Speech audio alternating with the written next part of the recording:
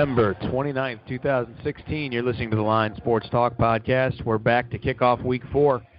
3 weeks are already in the book, and it went by quick. I'm joined here tonight by my buddy, my friend, my pal, Harbor Mike, the fantasy guru himself. Mike, how are you, man? I'm doing well, TL. How you doing, brother? I'm good. I'm ready to jump right into everything. You guys wouldn't know it, but we just got started, got a few minutes in, and everything took off nicely, and the power went out. So despite the universe and its best efforts to stop us from doing this show tonight, we're gonna go at it anyway. So I know you guys are all really pleased. So without further ado, let's get it on, man. News and notes around the league. You and I both got kicked in the sack by a little fantasy devastation today, but more importantly, Josh Gordon checks back into rehab as opposed to checking back in with the Cleveland Browns after his suspension, which I think it was reduced, if I'm not mistaken. He was supposed to come back this week or next week. Yeah, this was it was 4 games. So he was coming back week 5. Yeah, I was getting excited, and now I've come crashing down and pretty much lost the season in our league. But yeah, it's not good. I know that I had drafted him as well, just hoping to have this.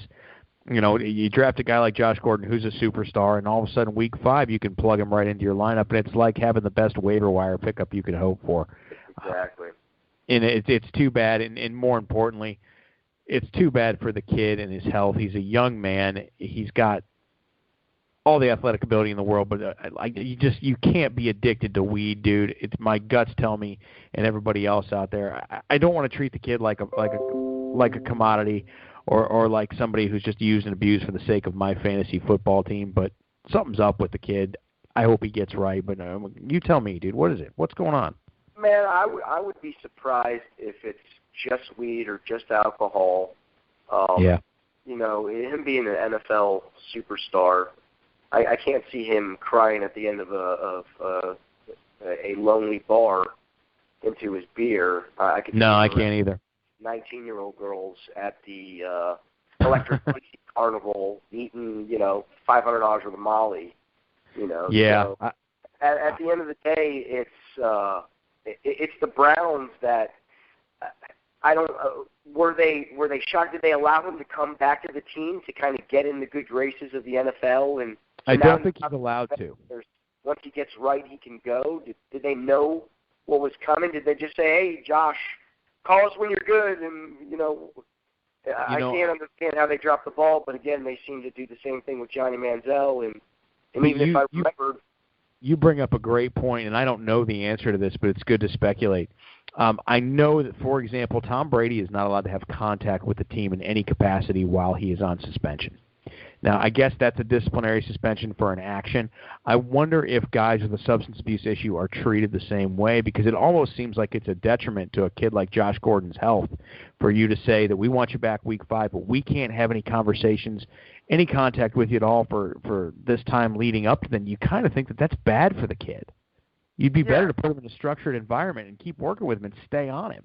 Well, it's someone, if you're going to bring a Josh Gordon on your team, or even on the other side of the ball with what the Cowboys do with Greg Hardy, I would think there would be a surrogate. I mean, like I said, we joked about it last week.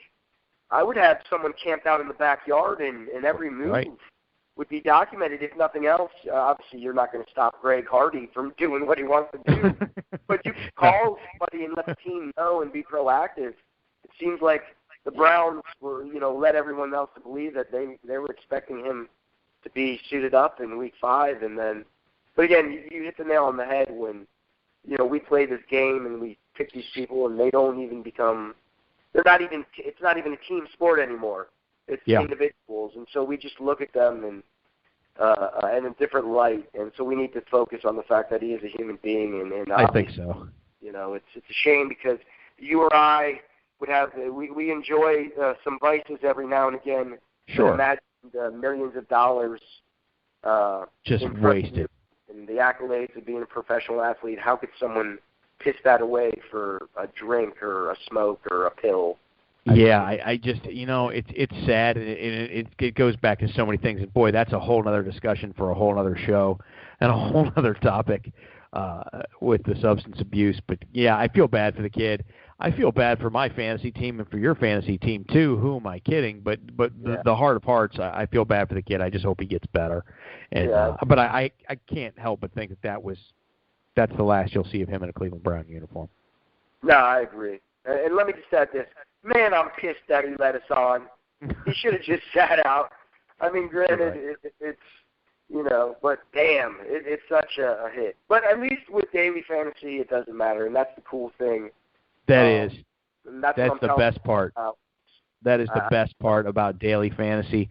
And I don't know that and you're not totally familiar with our friends at SundaySwim.com. I know that Josh Gordon's absence probably doesn't affect the line in the Browns game come Week 5, but if you haven't already, you can put together a team in a league on SundaySwim.com. You can start anytime, make your picks against the spread. SundaySwim.com, better your Sundays. Make sure you go check those guys out. I've introduced it to probably another 40 people now through this podcast, and it's starting to blow up. The feedback I've gotten from playing on Sunday Swim has been tremendous. Some of our other radio contributors, like Mikey ATO up at The Ohio State University, has got this spreading all over his campus. It's a very cool thing, so go out and check out SundaySwim.com for all the football nutheads out there. Now that we've paid some bills, man, let's try to make some money. Talk to me about FanDuel, Mike. What do you got this week? Well, speaking on the Cleveland Browns, we might as well jump right into them. And it's almost a no-brainer because of how versatile he was, and he's going against Washington, who they probably won't line up. I really like Terrell Pryor. I think anytime you're going to be utilized in a way where you can get your hands on the ball that many different ways, and the guy's uncoverable. I mean, sure seems like it. Josh Norman probably won't even line up against him because there's no way he's going to be able to cover him. He's exactly like an Antonio Brown or someone who's just too quick. He can do anything he wants on the field. And he's big, too. He's bigger than Brown. He's very physical. He's a very physical kid. I like Terrell Pryor. I liked him last week. But let me ask you this about him this week. Is everybody in these big tournament and GPP competitions, the guaranteed payouts, is everybody going to have Terrell Pryor in their lineup? Maybe, but, it really won't matter because, again, when you have 9 choices, you don't have to contend with that. When it's the Sunday, Monday games, you do because now the pool is so much smaller. Now you need that other player that no one picked. But this time you're looking for points, and if you think he's going to go off, then you got to start him because there's no way you're going to get the same. There's no way you're going to match the same points total with picking the same players as somebody else. So you really production from the dark horse is probably pretty difficult, and I know I shoot myself in the foot quite a bit when I in a lot of dailies because I will try to take that dark horse. Sometimes in baseball it works, but baseball compared to football is just a totally different animal. I love Terrell Pryor just as much as you do this week, but I'm scared to death to play him because I have a feeling everybody will own him. But then you're right because if everybody owns him, you actually are forced to be on that boat. Yeah, it's kind of like an in-the-middle guy is one of the ones where you can get away with it. But if everyone owns him and he's a winner, it's kind of like, not to change the subject to the defense, but we had talked about does defense matter? Well, if you didn't pick Kansas City this week, you didn't win. And I had some great lineups. Right. I had some great lineups that were 35, 40 points away, which means nothing. But that 35 points was the Colts defense. The Chiefs defense. Kansas City Chiefs. So literally, I'm only 15, 20 points behind the top this week if I would have called the defense right. So that's kind of fantasy. I mean, I'd like to say who saw the Kansas City Chiefs defense going off, but I actually did hear somebody late last week mention that Fitzpatrick on the road in that loud stadium could struggle, and it didn't resonate with me Friday, Saturday, Sunday when I'm picking my lineups, but when I flipped over the channel and I saw he just threw his third pick, I went, son of a bitch. Well, and the thing with the Chiefs is if you look back over the last few years in fantasy, their defense, because again, it's fantasy football, so you can't watch the NFL, ESPN to get the idea of the best defense. The best defense on Sunday isn't always the best defense in fantasy. And while the Chiefs had been decent to pretty good on defense, they've been one of the best fantasy defenses for the last 4 or 5 years at least, because they put up insane numbers. And you won't even know any of the stars really on their team. They don't get much press. And yet you look back at all of your logs of your history on what they put up on Sundays, and they're always a good match, just kind of like how Seattle is now, where they're not the most dominant defense, but they're still going to put up points. So if you would have told me they could have had a good game on Sunday, I wouldn't have said no way. Right. But they didn't stand out to me. They didn't. And no, me neither. Me neither. And I don't think playing, you can stream a fantasy defense against a team all year long, but I don't think the Jets are going to be that offense that you're going to stream a defense against all the time, because I just don't think – look, Fitzpatrick is a good – he's not a bad quarterback. He's not a guy who's throwing 6 picks every week. I just don't expect it, but I know he's had those days in the past. He's had those really super shitty days. Speaking of super shitty, on a non-fantasy topic, but same team, how little faith does Todd Bowles have in Geno Smith? Oh, gosh. Yeah. He can't have any. None. Zero. No, he must not. I mean, the organization as a whole doesn't. And I think the way that he conducted himself, he doesn't seem to be a leader. There's two components to being a quarterback. There's the Jameis Winston factor, I guess if you want to call it, where it's, the guy is a leader. He'll take over, and wherever he goes, he'll be the guy talking the most, and people will be listening to him. Sure, and I think that's I don't, and not that I don't want to give that factor to Jameis, but I like the guys who've been around for a decade, Breeze, Manning, Brady, exactly. Rodgers, exactly. I mean, these are guys. Cam is on his way, and Winston will likely be there too. He's that guy. He's a guy who takes over a locker room. He's got some showing up to do in Tampa here real soon, because this team's on the cusp of possibly going 1-5. Well, I think with Jameis, I think he's one of those guys to where now it's just time to play. Like, you can't talk yourself into a better game than you can throw with your arm. Yeah, you're right. Sometimes he gets a little too hypey, and you're like, all right, dude, just throw the ball to the right guy.